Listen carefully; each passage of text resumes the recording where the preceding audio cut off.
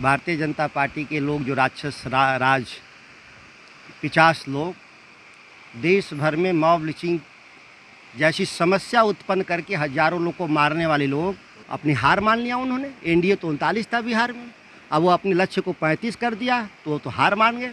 नमस्कार, मेरा नाम आलोक है। आप लाइव स्ट्रीम देख रहे हैं। बिहार में महागठबंधन की सरकार बन चुकी है, कैबिनेट का विस्तार हो चुका है।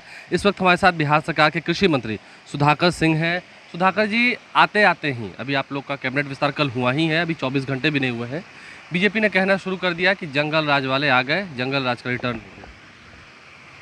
ये राक्षस राज वाले भारतीय जनता पार्टी के लोग जो राक्षस राज 50 लोग देश भर में मॉब लिंचिंग जैसी समस्या उत्पन्न करके हजारों लोग को मारने वाले लोग आज किस मुंह से बात कर रहे हैं कि कौन कहाँ समस्या पैदा हो गया। और जहाँ तक कह रहे हैं तो हमको लगता है कि उनके पार्टी के जो गुंडे हैं जो सत्ता की आड़ में ठेकेदारी कर रहे थे वो बेरोजगार हो गए हैं, वो सड़कों पे तांडव करने के मूड में हैं। तो मतलब आप मानते हैं ना कि वो तांडव करेंगे तो इलाज भी तो करेंगे, इलाज भी तो होगा उनका। कृषि मंत्री आप बने हैं, कितनी बड़ी जिम्मेदारी है, क्योंकि बिहार के किसानों की नज़र आपकी ओर रहेगी, क्योंकि इस साल सुखाड़ का भी समय रहा, तो इस तमाम चीज़ें तो सच कहा जाए तो सबसे हम चुनौतीपूर्ण दौर में इस मंत्रालय को संभाले हैं। और आज सबसे वास्तविक समस्या इस बिहार में वो है कृषि और पेयजल। सूखे के चलते पानी की समस्या गांव-गांव तक पहुंच गई है और ये संकट यही रहा, मतलब बारिश नहीं हुआ तो 2-3 महीने बाद इससे भयावह स्थिति पैदा होगा जिसकी कल्पना नहीं की जा सकती। आप कह रहे हैं कि चुनौतीपूर्ण रहेगा ये। पहले के जो कृषि मंत्री रहे हैं, जो एनडीए शासनकाल में रहे, वो कह रहे थे कि किसानों का हमने ये कर दिया, वो कर दिया, उद्धार कर दिया। देखिए, वो तो जुमलों की पार्टी है। 2 गुना आमदनी बढ़ा देंगे 2022 तक, इस देश के प्रधानमंत्री ने कहा था। और जब 15 अगस्त को जो भाषण दिए तो इस देश के किसानों की आमदनी अगर देखा जाए वर्तमान मूल्य दर पर तो नकारात्मक है। दूना डेढ़ा छोड़िए, वर्तमान मूल्य पर नकारात्मक है उपलब्धि। तो ऐसे लोगों की क्या बात करनी है जिनकी जो पूरा देश ही इनका पूरी नीतियों से परेशान है। 3 कृषि की कानून लाए, इनको वापस जाना पड़ा।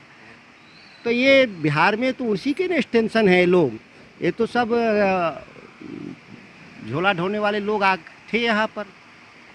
बीजेपी ने एक बड़ी बैठक की है दिल्ली में, ये रणनीति तैयार कर ली है कि 2024 में कम से कम 35 सीट जीतेंगे। अपनी हार मान लिया उन्होंने। एनडीए तो 39 था बिहार में, अब वो अपने लक्ष्य को 35 कर दिया तो वो तो हार मान गए। वो 35 अपने कह रहे हैं तो वो हार मान गए।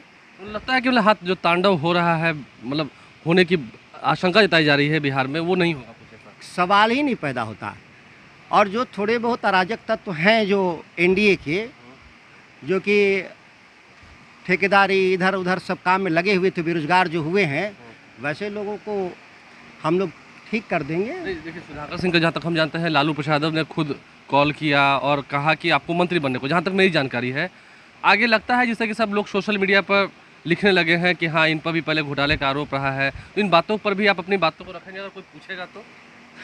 आरोप विचाराधीन है न्यायालय में। न्यायालय का जो भी फैसला होगा वो स्वीकार है मुझे। और जो वो कह रहे हैं उस संदर्भों में देखना चाहिए कि ब्रीच ऑफ कॉन्ट्रैक्ट हुआ है, ब्रीच ऑफ ट्रस्ट नहीं है। हमने धोखा नहीं दिया है। सरकार से हमारे जो समझौते थे, समझौते में सरकार के द्वारा उल्लंघन हुआ। जो हमारा सुप्रीम कोर्ट में विचाराधीन है मामला पिछले 8 साल से, तो सुप्रीम कोर्ट तय कर देगा। हम लोग करने को तैयार हैं। सवालों के जवाब सब भागेंगे नहीं, सवाल पूछेंगे तो जवाब देंगे। मैं इससे बेहतर सवाल का जवाब दे सकता हूं दस्तावेजों के साथ। अगर कोई इस राज्य और देश की मीडिया अगर उस सवाल पे बात करना चाहती है तो मैं पूरे फाइल और दस्तावेज के साथ मैं उनके साथ खड़ा होना चाहता हूं कि जाने कि ब्रीच ऑफ ट्रस्ट और ब्रीच ऑफ कॉन्ट्रैक्ट में ज़मीन आसमान का फ़र्क है। यह क्रिमिनल प्रोसीजर के जरिए हैंडल नहीं होना चाहिए था, यह सिविल प्रोसीजर के जरिए हैंडल होना चाहिए था। दीवानी मामले के तहत बातचीत होनी चाहिए थी, मध्यस्थता होना चाहिए था, आर्बिट्रेशन होना चाहिए था। हाई कोर्ट के सिटिंग जज से हो या रिटायर्ड जज से हो। जो हमारा डिमांड है इसमें कि हमारी भी बात सुन ली जाए, उनकी भी बात सुन ली जाए। सरकार की जो फैसले होंगे उसको हम लागू करेंगे। चलिए, अब अंतिम सवाल ये है कि 24 और 25 को फ्लोर टेस्ट होना है, वो तो सिर्फ औपचारिकता है। विधानसभा अध्यक्ष अभी तक इस्तीफा नहीं दे रहे। संवैधानिक पद पे हैं, इस्तीफा देना उनकी बाध्यता नहीं है, लेकिन वो एक नैतिकता की सवाल पर कि जब बहुमत उनके पास नहीं हो तो उनको इस्तीफा देना चाहिए। लेकिन भारतीय जनता पार्टी में लोग नैतिकता की बात करते नहीं। आपने देखा होगा कि पुलिस कानून बिल पर बिहार विधानसभा के भीतर किस तरह से पूरे संसदीय राजनीति को कलंकित किया गया, पीटा गया विधायकों को। तो मुझे नहीं लग रहा है कि वो इस्तीफा देंगे। वो अंतिम दम तक जो पद पर बने रहेंगे, क्योंकि नैतिकता का मामला है, बाध्यता नहीं है। देखिए, नैतिकता का मामला है, बाध्यता नहीं है। सुधाकर सिंह एक एक सवाल के जवाब देने को तैयार हैं, कृषि मंत्री बने हैं और काफ़ी बड़ी जिम्मेदारी मिली है इन्हें। ये कह रहे हैं कि पहले की सरकारों ने क्या किया वो तो खैर दिखाएंगे ही, लेकिन अब ये क्या करेंगे उस पर भी सबकी नज़र टिकी रहेगी। हमारे चैनल को सब्सक्राइब कर लें, साथ साथ फेसबुक पेज भी लाइक करें। धन्यवाद।